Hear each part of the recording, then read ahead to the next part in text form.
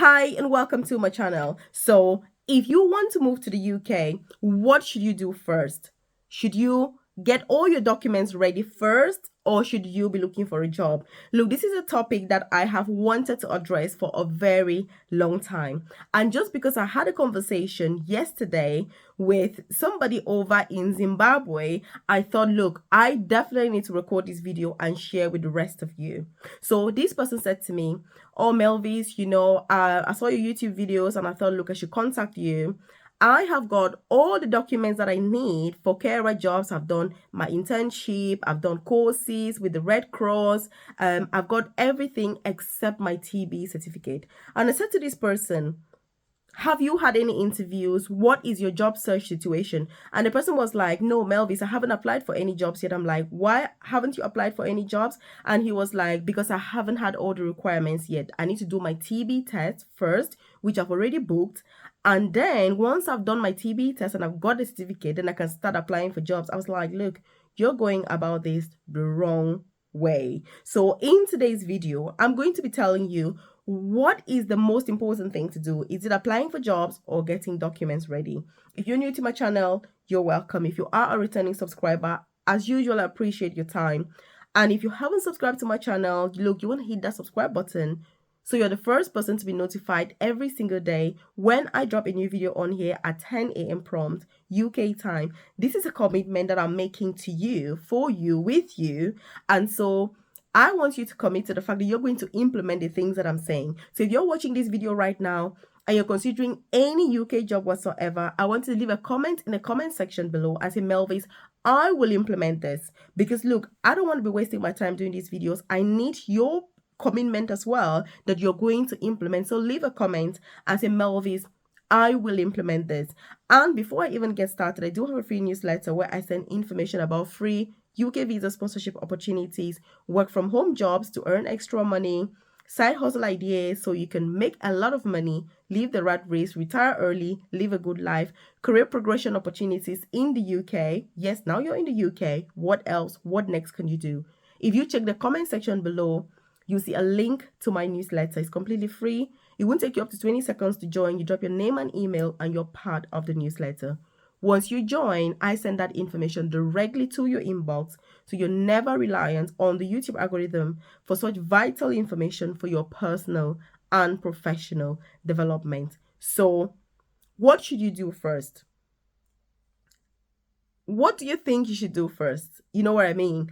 Leave a comment in the comment section. Is it most important that you get all your documents ready, or that you're applying for jobs?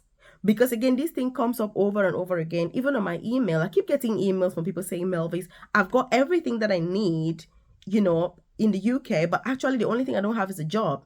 And I'm sat there thinking, the only thing you need, my dear, is a job. Those documents don't matter. Don't worry about the requirements. If you're not coming to do a job like nursing, for example, where IELTS is a mandatory requirement, for example, if you're coming from overseas, there are obviously pathways now to work as a nurse or midwife in the UK without IELTS or OET, even if you're a carer as well. IELTS has never been a mandatory requirement. So, but if you need to write IELTS, then if you're a nurse, I totally get it. But if you're holding yourself back from applying for jobs because you're looking for requirements, I'm like, it doesn't make any sense. Another person said to me, "Melvis, I've renewed my TB certificate 3 times.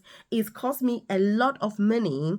I don't have money. I've had to borrow money. I've had to sell my shop and sell things to get this TB certificate, but I haven't started applying for." I'm like, why are you so focused on getting visa requirements when you don't have a job? You should be focused on applying for jobs. You should be focused on getting a job in the UK. And when I talk about getting a job in the UK, I mean, YouTube is good for information purposes, but the main places where you apply for jobs, that's not YouTube.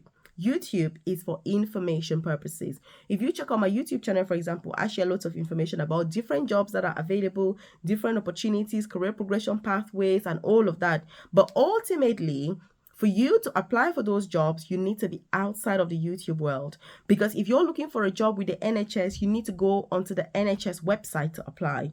You don't expect that you're going to get an NHS job on YouTube. It does not work. And I think that's the mistake, is knowing that yes, I'm on YouTube to get information, but once you've had that information from my video, I then expect you to take time, go onto the NHS jobs website, for example, and apply for the job. That is actually how you get a job. So YouTube is for information purposes only. I want to stress on this. Information purposes only. But when you're applying for jobs, you need to go onto the original website. Indeed, it's a great website that has jobs across different sectors.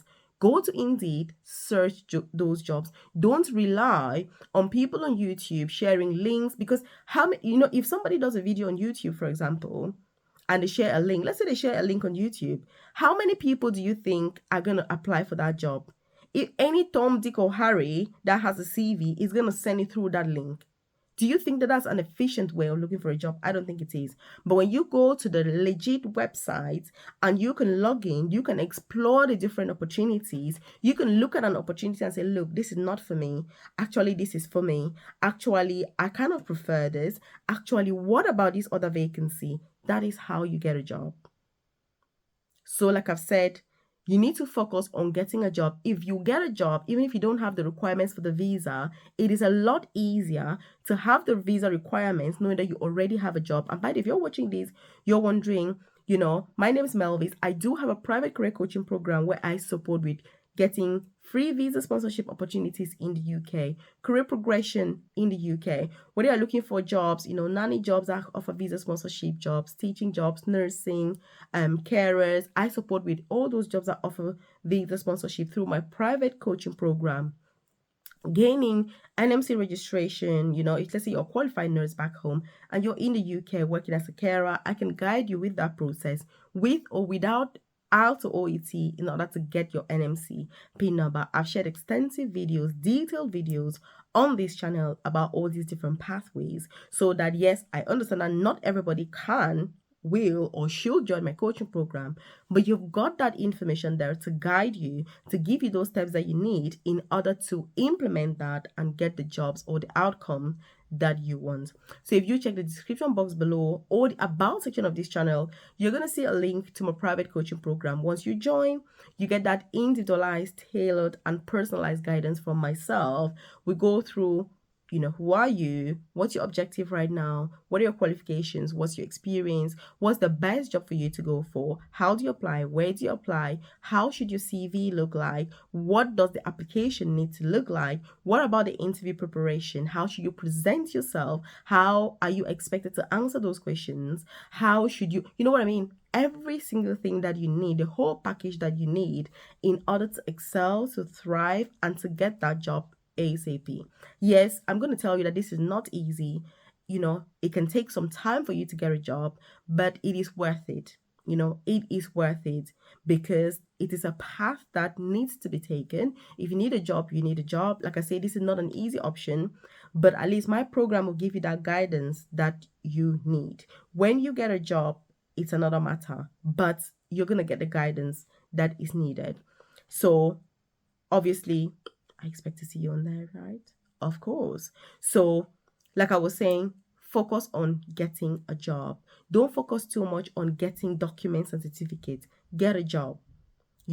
That is the top priority. That's what I'm stressing on this issue, because so many people are focused on getting requirements, getting documents, getting experience that they don't even necessarily need, rather than applying for a job. Because if you're getting TB certificates that are so expensive, that will expire after a short period of time, what's the point? You can focus your energy on actually securing a job, because once you do get a job, it's a lot easier to then get those documents, because they don't even need a long time to get them.